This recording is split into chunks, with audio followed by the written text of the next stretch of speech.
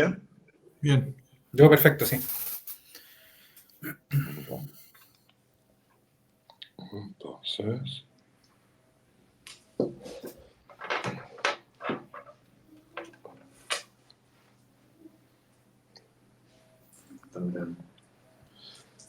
Ya.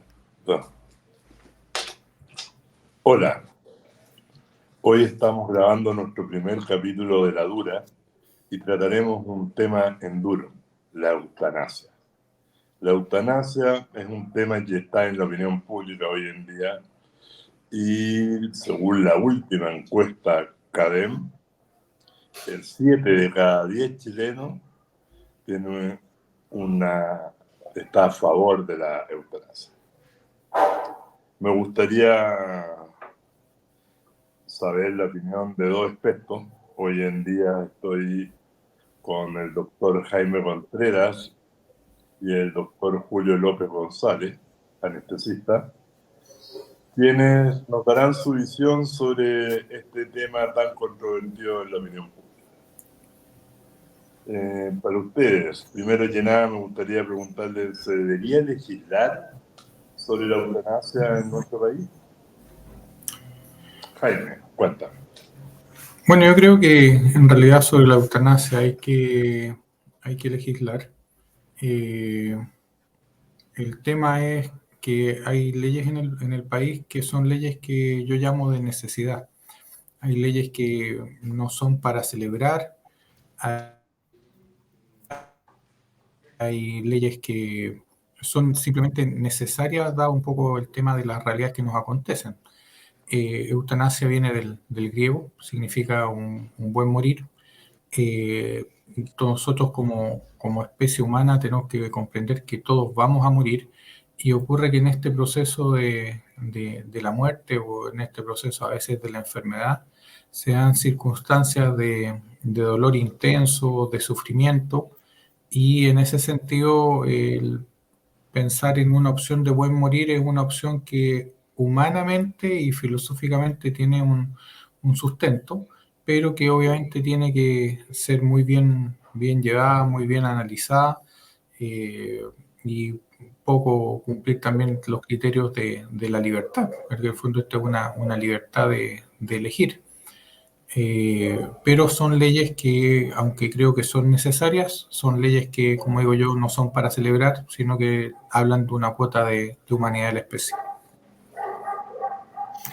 Sí, mira, es un tema bastante complejo que muchas veces se toma con cierta liviandad cuando se pregunta en general lo que uno desearía.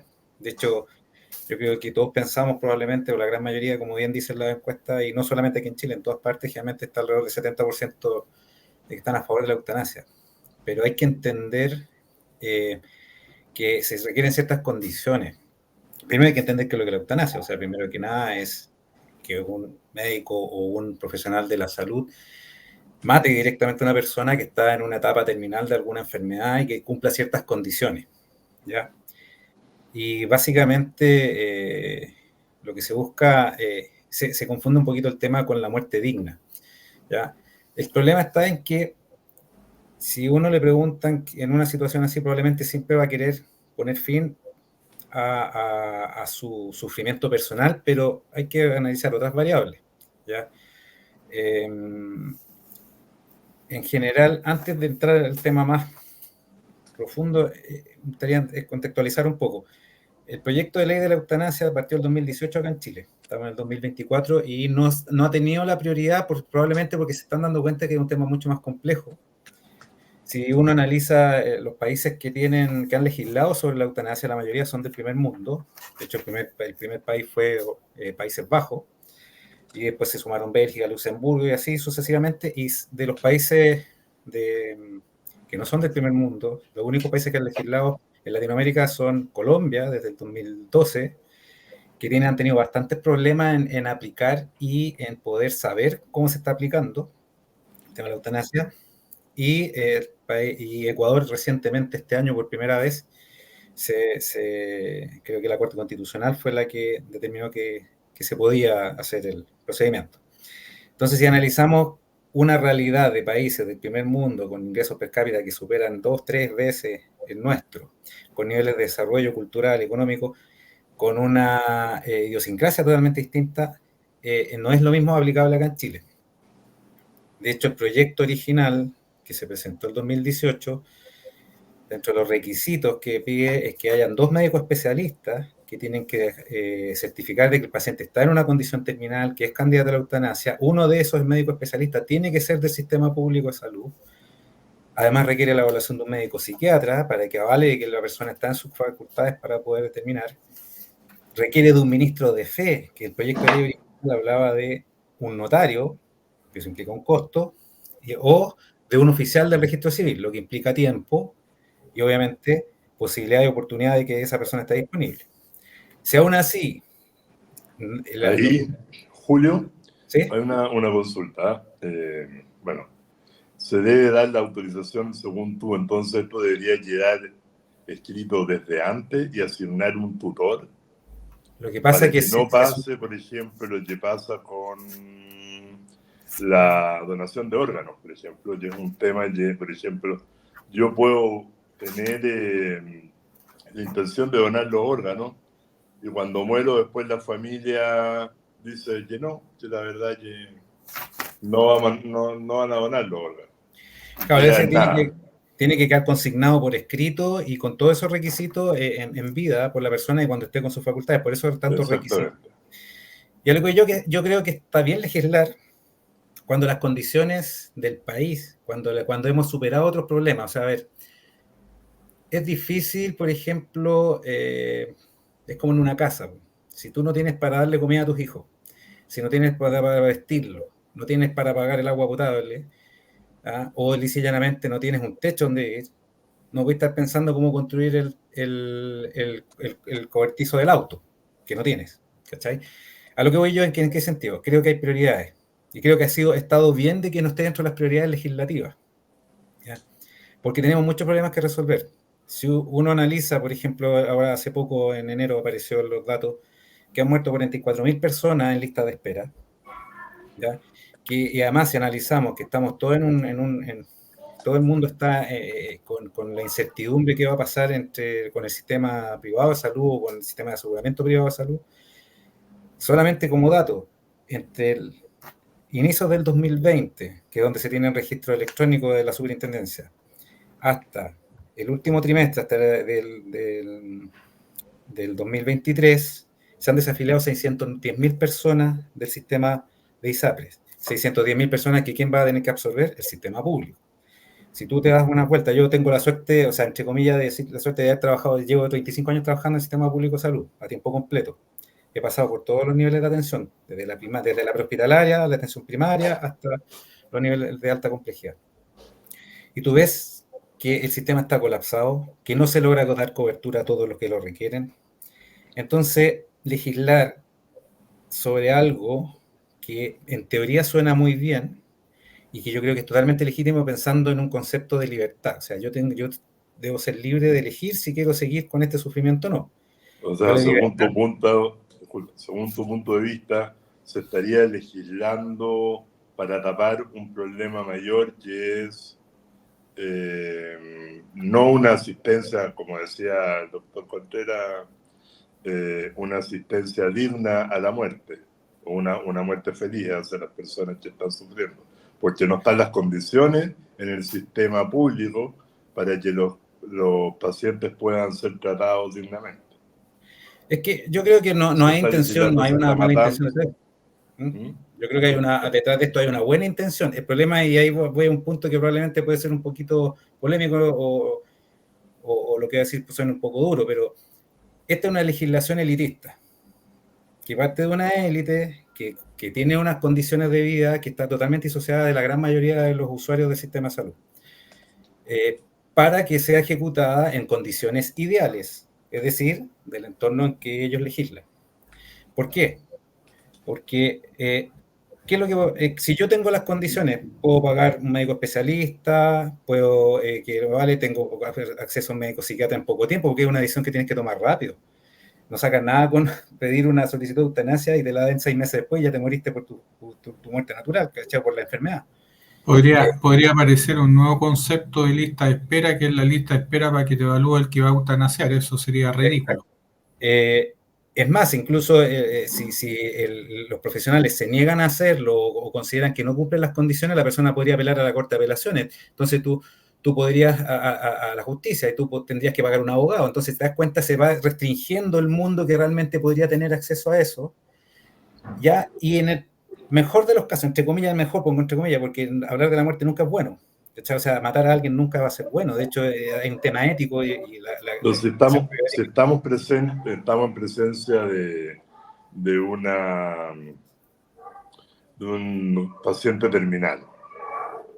Hoy en día la legislación chilena no te castiga si tú, por ejemplo, suspender el tratamiento si el paciente decide no seguir tomándose los medicamentos, siendo que si suspenden los medicamentos te va a morir.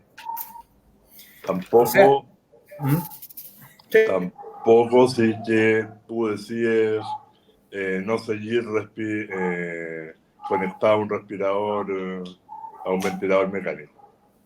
Es que es distinto porque hay conceptos que hay que entender que son más complejos. ¿Eso sería una eutanasia pasiva? No, se llama limitación del esfuerzo terapéutico cuando no hay posibilidad de sobrevida o no hay viabilidad ante un contexto así.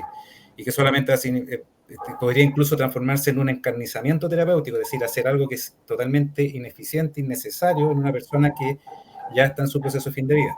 Perfecto. No, eso no tiene relación, porque eutanasia significa que tú activamente en una persona que aún está en condiciones o que todavía tiene posibilidad de sobrevida por un tiempo adecuado y con consciente y todo eso, tú vas a ejercer el acto de matarlo, ¿ya? Que en otras legislaciones se habla de homicidio por piedad, que tiene otras penas menos gravosas, ¿ya? Entonces es un tema de muerte, ¿ya? Es un tema que creo que se debe legislar cuando tengamos resuelto otros problemas que están generando muerte de personas que no deberían morir. ¿Me entiendes? O sea, a lo que yo es que necesitamos aterrizar la legislación, tenemos que parar de hacer tantas leyes que sean letra muerta o que solamente favorezcan unos pocos. ¿A qué te refieres con eso? ¿En qué sentido? Como que se está muriendo gente que no debería morir. O sea, por ejemplo, el hecho de que tú veas que en los datos te muestren que hay listas de espera, que se han muerto 44.000 personas esperando atención dentro de la lista de espera. Probablemente muchos se murieron de otras causas no relacionadas con la lista de espera, ¿ya? Porque es un análisis mucho más fino. Pero eso te habla de que no estamos llegando a tiempo a muchas personas o que hay gente que probablemente se iba a morir igual, pero no han sido atendidas y no sabemos si podría haber tenido posibilidad de salvarse o no. Estamos hablando de pacientes oncológicos o pacientes de otro tipo de enfermedades, ¿ya? Entonces, yo creo que primero tenemos que resolver un problema básico, que es la cobertura de la salud. Es cosa de ir a darse vuelta a los servicios de urgencia cuando ves que están hospitalizados pacientes 2 días, un día, en sillas de ruedas, en las camillas afuera y no tienen capacidad de cama. O sea, el tema es mayor, y ahora con el tema de que si mucha gente se pasa del sistema privado al sistema público, eso va a colapsar aún más. Entonces, es un tema complejo y, como digo, no creo que son los tiempos para legislar. De ahí que aplaudo en cierto modo que se haya retrasado esta discusión, porque yo creo que también se están dando cuenta, en general, a pesar de lo que uno puede decir de nuestros políticos en general, hay un porcentaje que es bastante serio y se toma las cosas bastante serio. Pero creo yo que también les falta un poco ver la realidad como es dura y cruda, que la que se enfrenta la mayoría de la población. Por eso digo, o sea, porque ya lo un punto mucho más, probablemente más sensible o más ligado a las personas comunes y corrientes. Tú no tienes libertad de elegir morir si no tienes resueltas ciertas condiciones básicas. ¿Por qué? Porque si yo, por ejemplo, estoy en una enfermedad terminal y yo voy a quedar postrado y voy a significar que voy a tener que, mi familiar que me cuida, va a tener que estar desdoblándose desde el trabajo para poder mantener la casa, cuidándome, gastando recursos, ¿cachai? Ahí hay un punto importante de lo que tú estás hablando. No, Jaime, me gustaría saber un poco cuál es tu opinión con respecto a qué pasa con el entorno, que si bien es cierto, también hay un sufrimiento dado que no, que toda la familia necesita una red de apoyo a la persona que está en una enfermedad terminal. ¿Cómo ves tú esto? ¿Esto debería legislarse en pos de esas personas también? Lo que pasa es que ese es un tema fundamental, porque la decisión, obviamente, sobre llegar o no a un proceso de eutanasia, claramente requiere, obviamente, una expresión de voluntad, una expresión de libertad, y por otro lado, es para aliviar un sufrimiento. Y el sufrimiento tiene varias caras, porque por un lado está el sufrimiento, lo que puede ser el dolor o sobrellevar una enfermedad que hace que las condiciones de la persona vayan empeorando, pero progresivamente, y a veces incluso las personas se sienten muy incapacitadas respecto a lo que es su vida normal. Pero por otro lado, lo que uno tiene que limpiar de la fórmula son los sufrimientos externos, porque detrás de una persona que sufre también hay familias que sufren, entornos que sufren, y en ese sentido, obviamente, si los requerimientos desde el punto de vista económico, o sea, vamos de ejemplo, una persona que se enferma gravemente, que está gravemente enferma con un riesgo vital real, que su pronóstico de vida sea malo. Y voy a poner un ejemplo súper concreto. La persona tiene un crédito hipotecario y no está trabajando porque se enfermó y no puede trabajar. ¿Qué ocurre? El crédito hipotecario tiene un seguro de gravamen, por lo tanto el seguro le va a cubrir si la persona se muere. Pero mientras la persona... ¿Y eso en qué se traduce? Que la persona puede optar por la eutanasia en forma falsa, porque en el fondo sabe que elimina de su fórmula un problema económico. Entonces, uno empieza a ver que hay algunos grados de complejidad mayor que van más allá de la enfermedad, o sea, hay sufrimientos que van más allá. Otras opciones, personas que, como decía Julio, están a cargo de la persona enferma y que tienen sus actividades, sus familias. La persona que está afectada por la enfermedad puede pensar que está generando un trastorno del entorno, porque acá hay dos visiones. Una cosa es la visión de la persona que está enferma y otra cosa es la visión del entorno. Y si uno no toma esto como un problema de todas estas dimensiones, puede llegar a malas respuestas. Tú justamente, Alejandro, cuando hacías la pregunta hablabas de que el 70% de los chilenos está a favor de la eutanasia, pero cuando se le pregunta a los familiares, cuando se le pregunta a la persona, ¿qué haría usted si usted tiene un familiar? ¿A usted le gustaría que la persona fuese sometida a una eutanasia? El familiar en general contesta que no, pero esa misma persona cuando le dicen si usted fuera el enfermo contesta que sí. Entonces, ¿por qué se da esta dualidad? Porque claramente acá hay un tema de afectos, de realidades, que uno lo ve distinto cuando la persona está enferma que cuando tú estás acompañando a una persona enferma. Y es por eso que esa como dualidad de visiones se tiene que considerar en conjunto, no se pueden considerar en forma individual, porque si no se puede incluso empezar a ver a la eutanasia como una solución a un problema más social que una cosa de un buen morir. Y es ahí donde hay que ser muy, muy cuidadoso, y es un poco donde tomo las palabras de Julio, que en el fondo tiene que haber todo un entorno que esté como estabilizado, o sea, hay que ver los componentes de que, por ejemplo, si la persona tiene dolor, tenga acceso al manejo de dolor. Puede ser que tal vez con un buen manejo de dolor la persona no va a tener tanto sufrimiento. Puede ser que también hay que ver el tema de una componente de seguridad económica, lo cual genera un estrés, como conversamos recién, un ejemplo súper concreto en los seguros de gravamen en un crédito hipotecario o en otros créditos. Está todo el tema del componente de apoyo familiar, de redes de apoyo. Entonces son elementos son elementos que hay que considerar en la fórmula, porque claramente, y a título personal, del punto de vista como filosófico, incluso ético, yo no tengo un problema con el concepto de la eutanasia. De hecho, creo que es un buen morir y que va a haber gente que igual lo va a requerir, pero hay que ver ese entorno porque realmente para que la decisión pueda ser tomada en libertad. Ahora hay un tema en el cual tú dijiste y lo tocaste someramente. Hay diferentes tipos de dolor, pero hay un dolor también importante, por ejemplo, un enfermo que no es terminal, pero sí sufrió un tema de algún parálisis cerebral o quedó con daños severos, y esa persona tiene un dolor de por vida de que no va a poder hacer la vida que él está acostumbrado a hacer, ni ser autovalente, ni hacer lo que él quiera como lo hacía antes. Les pregunto, ¿la eutanasia no sería viable en ese caso para ustedes? O sea, hay algunos países que ya han aplicado ese criterio. Son casos, incluso que hay eutanasia en parejas, ¿ya? Que se acompañan mutuamente, pero son en países, como digo, son los primeros que aplicaron la norma.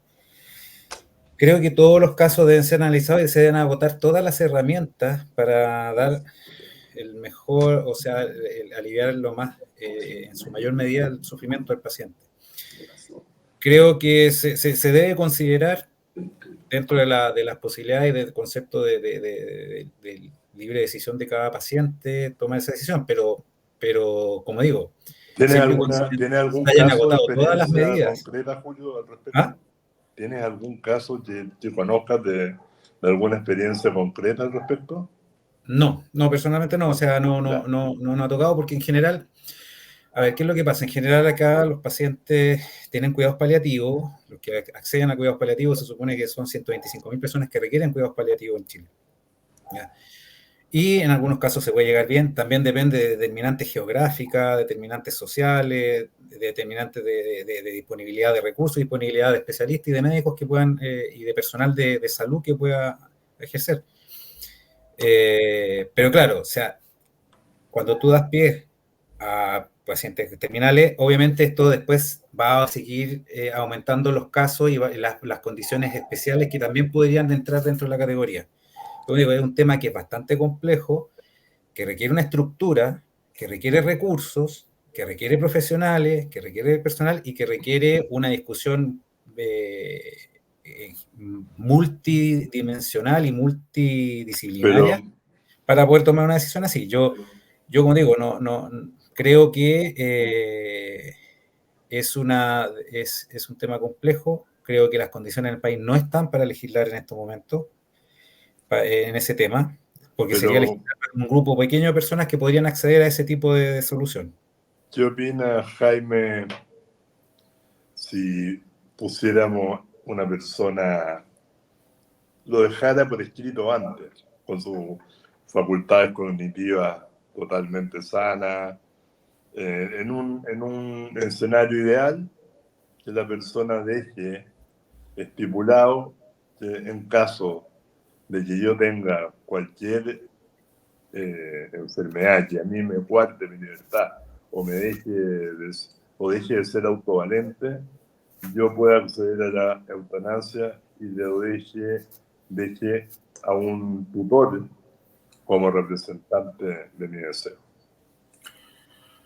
A ver, es una pregunta que no voy a contestar, pero sí la voy a contestar. Esto que puede sonar una discordancia absoluta no lo es tanto. Lo que pasa es que yo creo que esta ley tiene que tener un componente progresivo. Yo creo que inicialmente hay que definirlo para un grupo muy, muy acotado de tipo de enfermedades e ir viendo un poco cómo se va dando la dinámica y el cumplimiento de los pasos. Porque si uno a veces comete el error de querer legislarlo todo, hacer la ley perfecta, y eso no existe, porque uno se encuentra de repente con problemas por la borda una ley que puede ser eventualmente buena.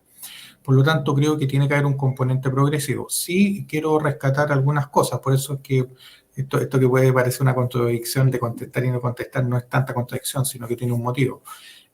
Por ejemplo, un elemento que es el tema de la expresión de voluntad. Yo creo que, como siempre, paso número uno, hay que conversarlo al interior de la familia. O sea, la conversación desde el punto de vista del seno familiar siempre va a ser un tema importante.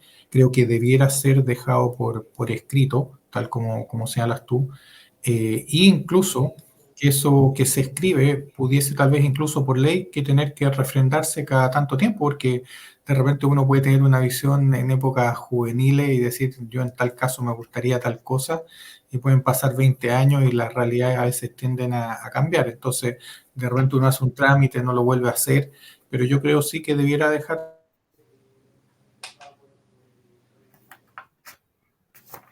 Yo estoy plenamente de acuerdo, pero creo también, como decían, en la progresión de la ley, que primero se acote a ciertos casos específicos que son casos claramente, probablemente de enfermedades más bien de tipo orgánica, estados terminales, que buscan un buen morir, y claramente esto también, porque digo la progresividad de la ley, porque las sociedades, y nosotros mismos como sociedad chilena no somos sociedades estáticas, nos van cambiando un poco lo que son las realidades nuestras.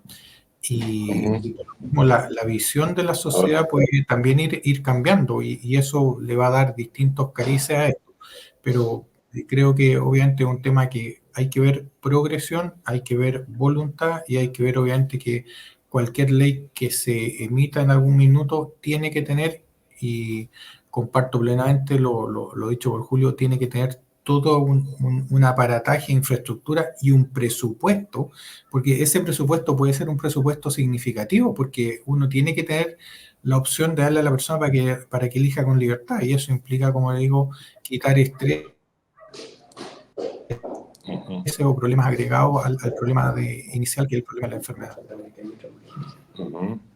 Ahora, bueno, según me gustaría preguntarte, Julio, según porque tú como médico anestesista y trabajando en el servicio público, me gustaría saber qué pasa, si bien no hay una legislación, no existe la eutanasia en Chile, no hay una eutanasia pasiva que se aplique, de los médicos lo aplican igual, pero llega un poco más al criterio del doctor. Hay algo ahí que está como entre líneas que queda un vacío, no hay un marco regulatorio, pero sí se hace. Todos sabemos que eso en el fondo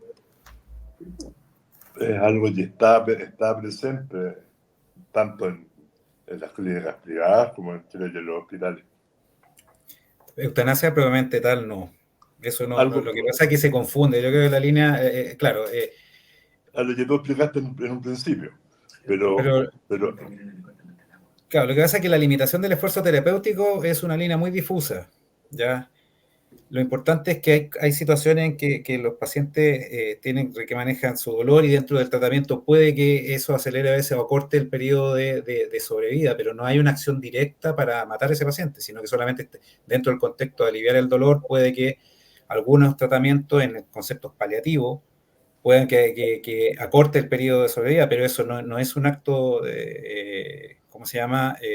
Eutanásico. No se está matando a la persona, se está aliviando el dolor y se está haciendo manejo de limitación. Y muchas veces hay limitación de esfuerzo terapéutico porque mantener la vida en un paciente que ya no tiene posibilidad de pero sobrevivir. al omitir o retirar tratamiento, o al suministrar drogas, por ejemplo, en el cáncer, analgésicos, que sí te aceleran la muerte en cantidades que son mayores a las que se necesitan.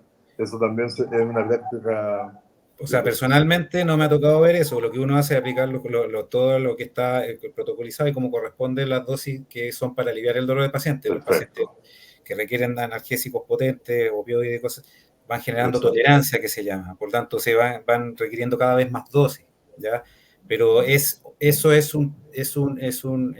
probablemente en el inconsciente colectivo puede que se hable así, pero eso se llama básicamente una adecuación del esfuerzo terapéutico. Más que una limitación del esfuerzo terapéutico es cuando un paciente, por ejemplo, está con muerte cerebral y finalmente una junta médica junto con la familia y todo eso, es un paciente que ya, de hecho, en términos prácticos, los pacientes que son donantes te dan con muerte cerebral, entonces ya es un paciente que ya no está. Entonces, claro, esa es la limitación del esfuerzo terapéutico. Lo que no se puede negar es la hidratación, el alimento y el oxígeno. Exacto. Entonces, lo que tú me dices respecto es una adecuación del esfuerzo terapéutico, del tratamiento, básicamente de acuerdo a la necesidad de cada uno. Pero no está legislado, no está permitido, y obviamente desconozco, por lo menos personalmente, si hay alguien que haya hecho algo así. O sea, generalmente cuando uno aplica todos los recursos que están necesarios y lo que te enseña la práctica y lo que dice la evidencia respecto al uso de los fármacos.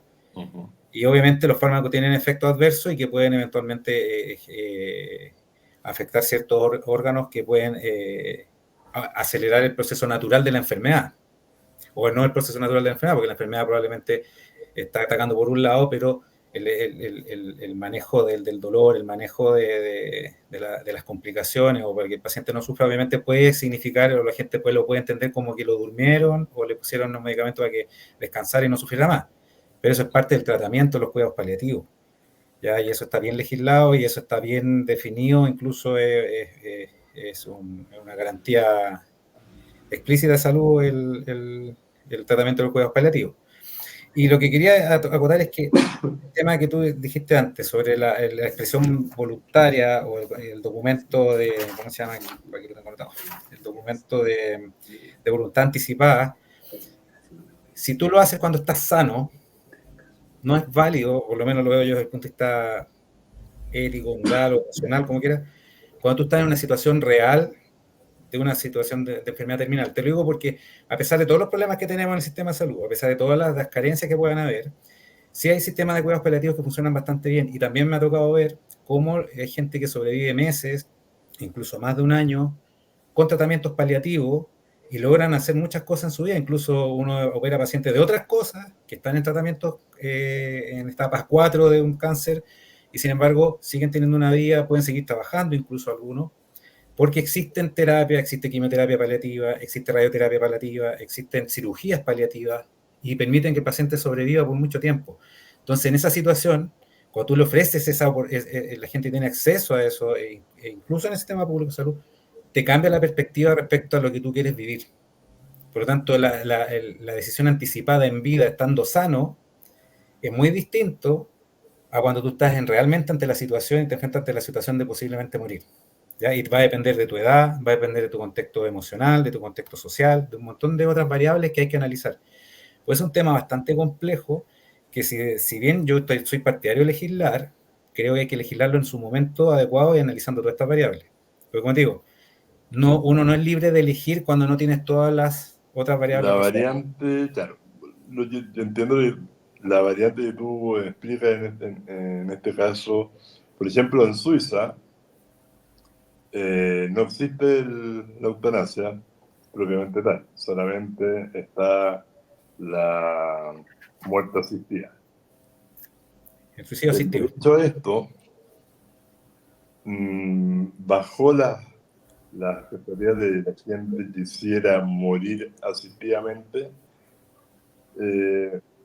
bastante significativamente, porque la gente, al tener esta posibilidad, fue bastante poco, ¿cómo poder explicarlo en realidad? Pero la gente, al tener esta posibilidad de poder tener una muerte asistida, prefirió morir de forma natural. Y eso se produjo gracias a esto. Yo Ahora creo que yo les pregunto en forma separada a cada uno de ustedes, ¿qué pasa cómo lo tomarías tú, Jimmy o Jaime? Tú, si tuvieras una enfermedad terminal, la verdad es ¿aceptarías que la eutanasia? la verdad es que volvemos un poco a lo que hemos conversado durante esta jornada, porque la respuesta va a ser depende. Si yo tengo circunstancias en que en mi enfermedad terminal estoy tranquilo, estoy con el cariño de la gente que quiero, que no le estoy afectando su dinámica, que no tengo preocupaciones anexas y no tengo dolor, la verdad es que estaría en condiciones bastante funcionales y no tendría un tema en relación con acelerar mi propia muerte. Por el contrario, si estoy con un tema en el cual el dolor es insoportable, en que en realidad el día a día es un sufrimiento y veo que este sufrimiento se externaliza, sufrimiento a la gente que uno quiere, claramente preferiría la eutanasia. Por lo mismo es un poco lo que decía al principio, esto, y de repente uno pierde de vista una cosa, y quiero tomar lo que acabas de decir, Alejandro, del tema de Suiza, que esta es una ley que permite, no que obliga, y que en el fondo tiene que ser una vía de salida frente a ciertas circunstancias. Eso es lo que nosotros no tenemos que perder de vista. Esto yo creo que Yo creo un poco en el bien actuar y el bien pensar en muchas ocasiones. O sea, yo cuando hablo de que se pueda legislar sobre este tema, uno le está pensando como para realmente poder abrir una opción a alguien que lo está pasando mal y que realmente llegó a una situación de irreversibilidad, pero que además está sufriendo producto de esa situación de irreversibilidad. Pero no lo considero que sea una ley para un tema irreversible, sino que es un tema de irreversibilidad con sufrimiento al cual se agrega la voluntad de la persona en aquel momento. Creo, por ejemplo, recién hablaban del tema de la expresión de voluntad. Yo creo que la expresión de voluntad efectivamente lo que más nos sirve es de que se ha conversado, que se ha pensado sobre el tema, o sea que nos obliga como ciudadanos a tener como una conducta un poco más activa, pero claramente la decisión final la tiene que tomar en forma libre la persona en el momento, porque hay circunstancias que pueden llevar a tomar una decisión u otra. La mayoría de los ciudadanos no le tienen miedo a la muerte, sino a sufrir en la muerte. Julio, ¿cuál sería tu decisión? Yo creo que, como bien dice, va a depender del contexto y las condiciones que uno esté, ¿ya? Y en el Centro de Bioética de la Universidad Católica, que leí ese documento que creo que lo publicó el 2021, está disponible ahí en la red. Habla muy bien de este tema, ¿eh? Habla de la variante de los contextos socioeconómicos, sociales, culturales.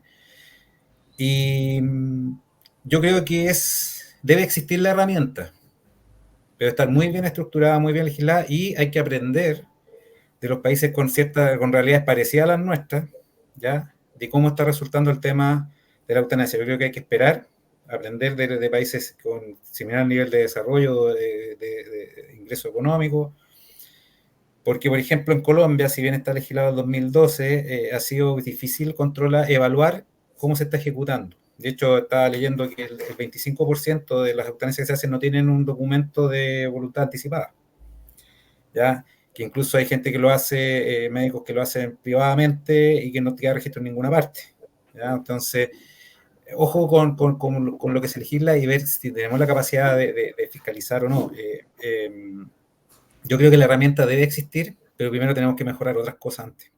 O sea, personalmente, si no estoy sufriendo dolor y yo estoy en una condición terminal y tengo la condición y todas las otras variables las tengo resueltas, probablemente voy a extender mi vida hasta que sea necesario. Pero si existe la posibilidad ante una situación en que yo ya realmente la estoy pasando mal y quiero terminar con ella, probablemente debería existir la herramienta. Yo creo que se debe legislar, pero con ciertas limitantes o con un marco que considere todas las variables antes de permitirlo así o de legislar definitivamente, ¿ya? Es un tema complejo y, como te digo, yo creo que dice uno no le tiene miedo a la muerte hasta que se enfrenta a ella, ¿ya?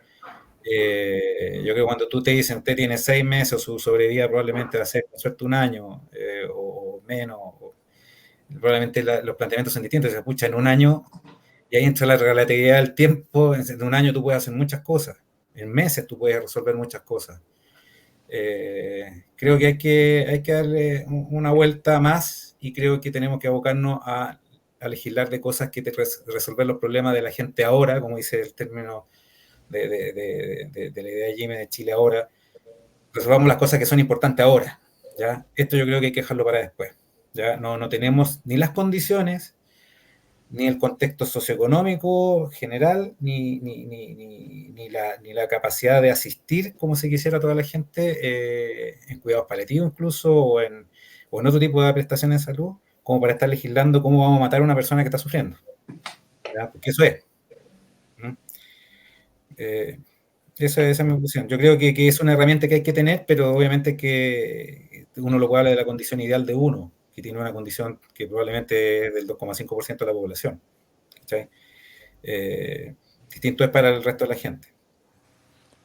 Perfecto, bueno, me gustaría agradecerles a ambos por la disposición a conversar este tema, y es nuestro primer capítulo de La Dura, tratando un tema duro para Chile ahora.